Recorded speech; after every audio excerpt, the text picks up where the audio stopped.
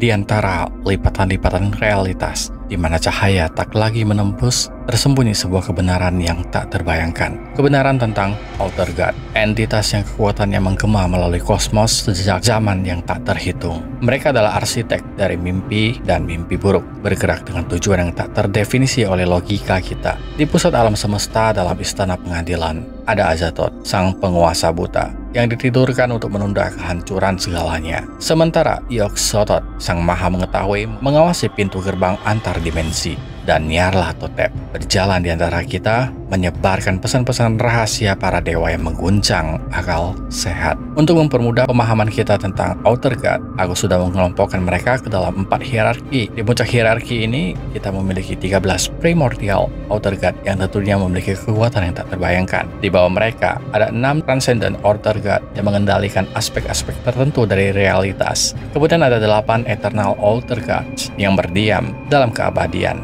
terpengaruh oleh waktu atau kehancuran.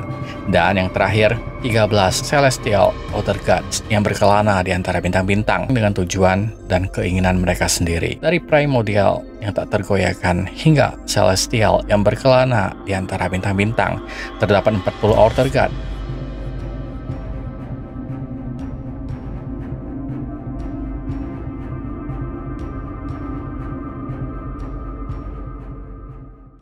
Pertama-tama, kita mulai dari 13 primordial Outer Gods. Setelah Azathoth, Yog-Sothoth, Nyarlathotep, Sub-Niggurath, dan Saksaklut yang pernah aku bahas sebelumnya, di urutan ke-6 ada Yagnanis.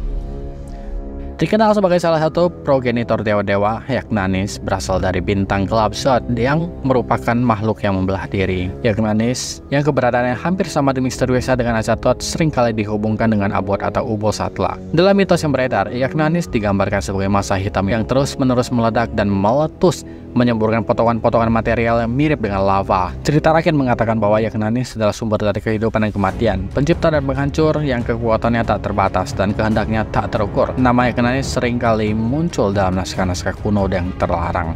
Entitas ini tidak mengenal belas kasihan atau empati, dan mereka mencoba berkomunikasi dengan Yagnanis seringkali ditinggalkan dengan pikiran yang rusak atau hilang dalam kegilaan. Darkness atau juga dikenal sebagai Magnum Tenebrosum adalah salah satu Outer God yang merupakan keturunan dari Azathoth. Darkness adalah saudara dari Nyarlathotep dan Nameless Mist, serta merupakan progenitor dari Sub-Niggurath. Darkness tidak memiliki bentuk atau wujud yang bisa dipahami oleh manusia. Ia adalah kekosongan yang tak terukur, yang menelan segala cahaya dan harapan. Dari kegelapan ini lahirlah Sub-Niggurath, kambing 1000 anak, yang keberadaannya sendiri merupakan misteri yang tak terpecahkan. Meskipun jarang muncul dalam cerita-cerita H.P. Lovecraft, keberadaan Darkness seringkali dirasakan sebagai latar belakang yang menakutkan, sebuah kehadiran yang selalu ada mengintai di balik tirai realitas. Ia adalah saksi bisu dari segala kejadian, pengamat abadi dari tarian kekacauan yang tak pernah berakhir. Nameless Mist. Di awal penciptaan, ketika alam semesta masih dalam keadaan chaos dan belum terbentuk, ada sebuah entitas yang lahir dari pikiran Azathoth yang tak terfokus. Sebuah kekuatan yang tak terdefinisi dan tak terbatas yang dikenal sebagai Nameless Mist atau Magnum Innominandum. Nameless Mist adalah salah satu dari 3 keturunan pertama Azathoth bersama dengan Darkness dan Nyarlathotep. Ia adalah progenitor dari Yog-Sothoth, entitas yang memiliki pengetahuan tentang semua waktu dan ruang. Entitas ini tidak memiliki bentuk atau wujud yang tetap. Ia adalah kabut tanpa nama yang mengelilingi dan menembus segala sesuatu. Nameless Mist adalah kosongan antara bintang-bintang, ruang di mana cahaya tidak dapat mencapai dan suara tidak dapat didengar. Di dalam mitos yang beredar, Nameless Mist seringkali dihubungkan dengan penciptaan dan kehancuran. Dengan kekuatannya yang mampu memanipulasi realitas dan mengubah jalannya waktu, ia adalah saksi dari segala yang terjadi, dari kelahiran bintang hingga kehancuran galaksi. Blackness from the Star. Di pusat alam semesta terdapat sebuah entitas yang lahir dari kain dasar kosmos itu sendiri, dikenal sebagai The Blackness from the Star.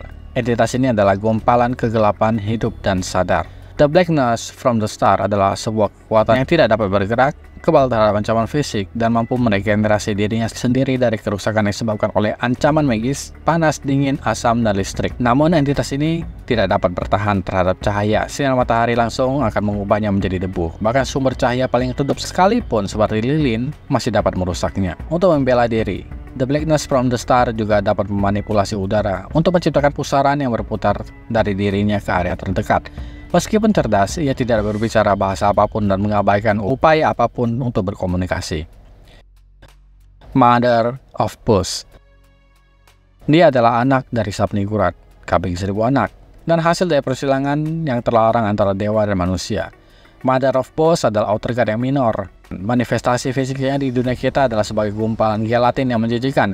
Meskipun bentuk kosmik sejatinya sama sekali tidak dapat dipahami oleh pikiran kita. Mother of Puss lebih suka menghabiskan waktunya di kolam air yang paling busuk dan berbau busuk. Dia adalah simbol dari pembusukan dan kebusukan, sebuah entitas yang mencari perlindungan di tempat-tempat yang paling tidak menyenangkan. Star Mother. Di dalam mitos Cthulhu, Star Mother adalah larva dari Alter God, berukuran sebesar bayi, dan ia adalah saksi bisu dari penciptaan dan kehancuran, dari kelahiran bintang hingga matinya galaksi. Star Mother juga disebut sebagai The Great Mother of All. Makhluk ini muncul sebagai sosok wanita yang gemuk, berdada besar dan tanpa wajah. Meskipun ia tidak memiliki kultus yang menyembahnya, ia dilayani oleh zombie yang tidak memiliki kehendak. Kemudian ada Mithra, outer god yang berani bermusuhan dengan Yog-Sothoth. Ia adalah makhluk yang paling perkasa di antara spesiesnya, penguasa atas Hounds of Tindalos yang mengerikan. Mithra, yang keberadaannya tidak terlihat oleh mata manusia, dikatakan memiliki bentuk fisik yang mirip dengan serigala raksasa, menyerupai Fenrir dari mitologi Nordik. Namun, wujud sejatinya jauh melampaui pemahaman atau penggambaran manusia. Mithra dengan para Hounds of Tindalos yang setia mengarungi celah-celah antara dunia, mencari kelemahan dalam lapisan-lapisan waktu yang bisa mereka gunakan untuk menyerang. Mereka adalah pemburu yang sempurna dan tak terelakkan. Dalam salah satu pertempuran mereka yang paling dahsyat, Mithra dan Yog-Sothoth bertarung di pusat alam semesta. Energi dari bentrokan mereka mengguncang fondasi realitas, menciptakan dan menghancurkan galaksi dalam sekejap. Namun, meskipun kekuatan Mithra yang besar, ia tetap berada dalam bayang-bayang Yog-Sothoth. Pertempuran mereka adalah permainan catur yang tak ada akhirnya, di mana setiap gerakan adalah kalkulasi dari kemungkinan-kemungkinan yang tak terhitung.